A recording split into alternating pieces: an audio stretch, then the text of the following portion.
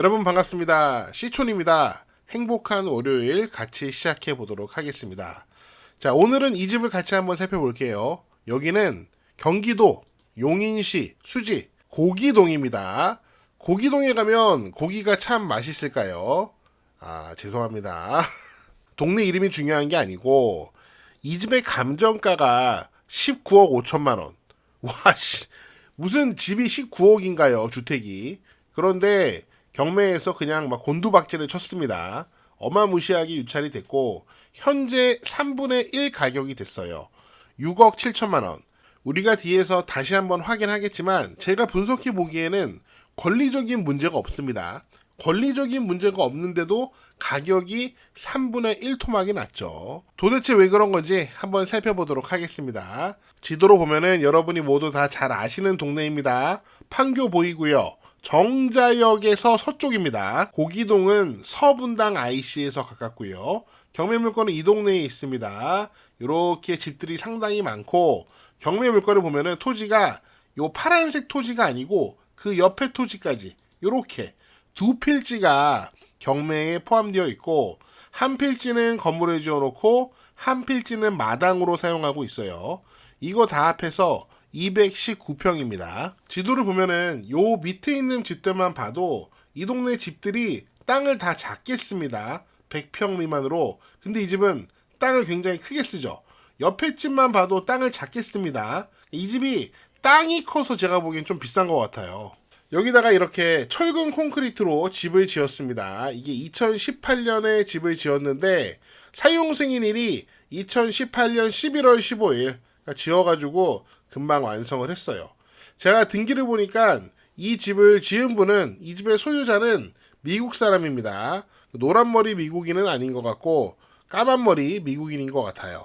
이 동네에서 땅이 200평이 넘으면 굉장히 큰 건데 집도 굉장히 커 보입니다.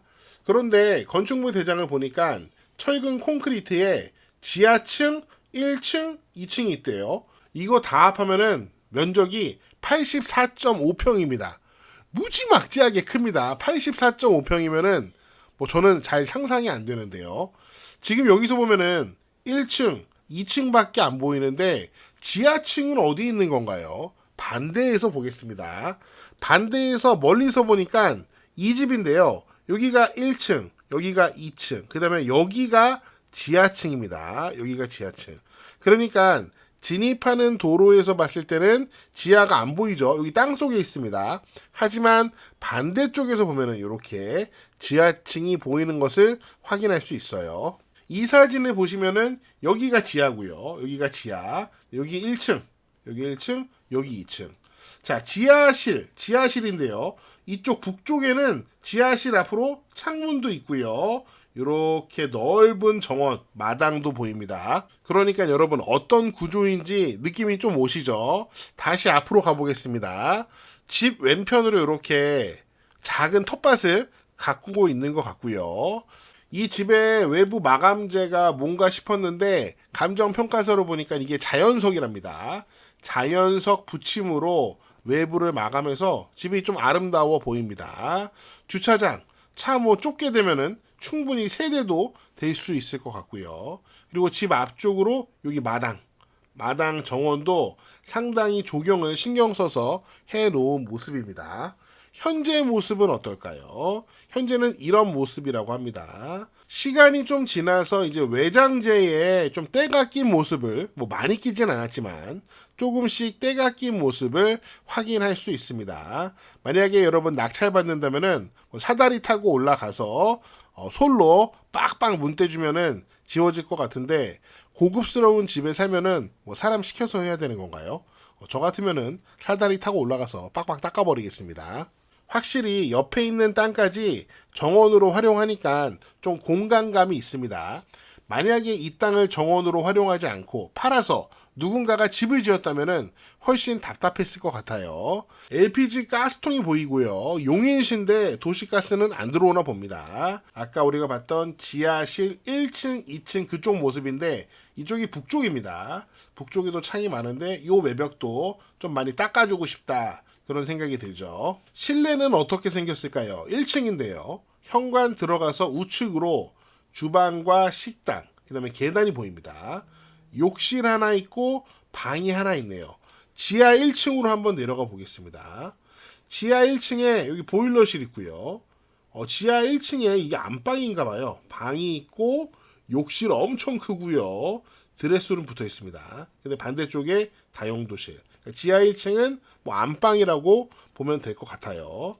자, 그 다음에 2층으로 올라가 보니까 2층에는 거실이 있고, 그 다음에 방이 있고, 여기 간이 주방, 욕실이 있습니다. 현장은 이 정도로 보면 충분할 것 같고요. 자, 이제 경매 물건을 분석하면서 가격이 왜 이렇게 떨어졌는지 그 이유를 한번 살펴보도록 하겠습니다. 사건 번호 확인하시고요.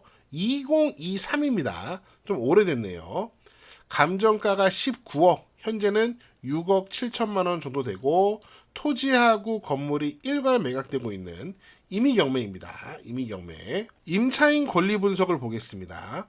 여기 보면은 임차인이 있고요. 지금 권리 신고를 했는데 본인이 전세금 5억을 주고 이 집에 살고 있다라고 신고를 했습니다.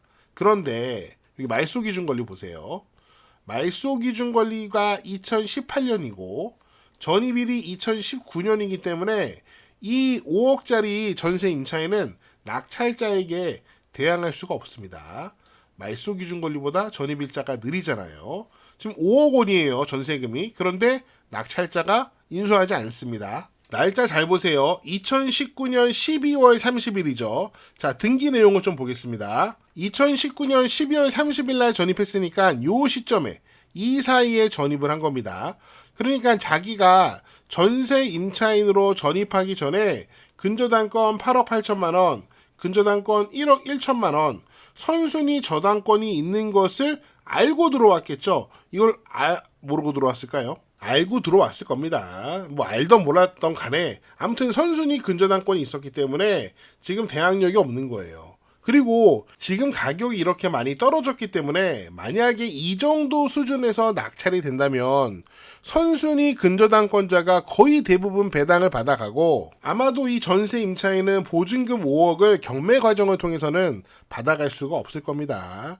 난감한 상황이 되는 거죠. 반면에 이 집을 낙찰받는 사람은 이 보증금 5억을 인수하지 않으니까 괜찮은 거죠. 그 다음에 요 등기사항의 내용을 보면 낙찰자 입장에서 봤을 때는 요 말소 기준 권리가 있고 그 뒤에 있는 근저당권, 임의경매 모두 다 경매 과정을 통해서 말소되기 때문에 낙찰자 입장에서는 역시 등기상의 권리도 문제가 되는 게 없습니다. 그런데 제가 이걸 좀 보면서 의아했던 게 한 가지 있는데 그게 뭐냐면은 여기 위에 있는 근저당권 2개는 은행에서 돈을 빌린 거예요. 그 다음에 요 밑에 있는 근저당권 2개는 이제 개인적으로 이제 사채를 쓴 건데 여기 임의경매 신청한 거 보면은 여기 1억이라고 되어 있죠. 여기에 있는 근저당권자 개인이 현재 경매를 신청을 한 겁니다. 돈 돌려달라고. 그런데 요 위에 있는 은행은 경매를 신청하지 않았어요. 요거 다 합하면은 채권 최고액이 거의 10억 되는데 이 부분에 대해서는 아마도 집주인인 미국인이 이자를 잘 내고 있는 것 같습니다. 원리금 상환을 잘 하고 있으니까 은행에서는 경매 신청하지 않았고요. 요 부분에 대해서만 요 개인 채권자가 현재 경매를 신청했다는 거죠. 그리고 매각물건 명세서에도 특별히 문제되는 내용이 없습니다. 그러니까 임차인 권리 문제 없고 등기상의 권리 문제 없고 매각물건 명세서 상에서도 특별한 거 없단 말이죠. 그런데 왜 이렇게 떨어졌을까? 제가 봤을 때는 애초에 감정가가 너무 세지 않았나 하는 생각이 들어요. 경매물건의 감정평가 시점이 2023년입니다. 2023년. 지금으로부터 2년 전에 감정이 됐는데 감정평가서를 보면은 이 경매물건을 감정할 때 주변 가격이랑 비교해서 감정을 하는데 감정평가서를 보면은 이거랑 비교를 해서 이제 감정을 했습니다. 여기 보시면은 이 집이 2020년 7월 달에 거래가 됐는데 토지 88평, 건물은 33평이죠. 이거랑 경매물건이랑 이제 비교를 한 거예요. 경매물건 같은 경우에는 지금 토지가 219평, 건물이 84평, 거의 뭐 2배가 넘습니다. 땅도 그렇고 건물도 그렇고 2배가 넘으니까 얘가 6억 1천만 원에 거래가 됐으니까 얘를 이제 19억 정도에 감정을 하게 된 거예요. 이해는 됩니다. 그런데 뭐 면적이 2배 정도 된다고 해도 주변의 실거래가를 보면은 뭐 7억, 6억, 4억, 6억, 4억 이러니까 현재 이 감정가 19억이 좀 비싸다라는 느낌은 들죠. 물론 딱 봐도 다른 집들은 땅이 다 절반 크기입니다. 경매물건이 땅이 무지하게 넓긴 해요. 이 동네 집들의 2배가 넘습니다. 예를 들면은 이거보다도 넓은데 지금 이 2개의 땅이 요거 2개의 땅보다 넓잖아요. 그런데 요거 2개 합하면은 7억 2천, 6억 5천이니까 뭐 감정가가 이해가 되지 않는 건 아닌데 그래도 집을 사는 사람 입장에서는 좀 과하다는 생각이 들죠. 물론 돈이 많은 분은 선뜻 구매할 수 있겠죠. 아무튼 현재 가격이 6억대로 떨어졌기 때문에 이 동네에 관심 있는 분들한테는 제가 봤을 때는 괜찮은 기회가 될 수 있을 것 같아요. 왜냐면은 주변에 있는 집들은 땅이 쬐끄만데 6억이잖아요. 그런데 이 집은 땅이 2배가 넘는데 집은 80평이 넘는데 지금 6억이란 말이에요. 그러니까 이 동네에 관심 있는 분들한테는 어쩌면은 대박 찬스가 될 수도 있는 경매 물건이 아닌가 하는 생각이 드네요. 다만 이 경매 물건에 관심 있는 분들이 한 가지 확인하실 게 있는데 경매 물건 토지가 국공유지에 붙어 있지 않습니다. 여기 요 도로가 지금 경매에 포함되어 있지 않아요. 이 도로를 보니까 공유인이 4명인 공유 도로입니다. 그러니까 요거 낙찰 받으실 분들은 요 도로 지분을 요 도로 공유자들에게 조금 지분을 살 생각을 하시고 입찰을 하셔야 될 것 같아요. 그리고요, 여러분은 어떻게 보셨는지 여러분의 다양한 의견을 댓글로 남겨주세요. 저는 다음 영상에서 더 재미있고 유익한 내용으로 돌아오겠습니다. 여러분, 시촌어게인!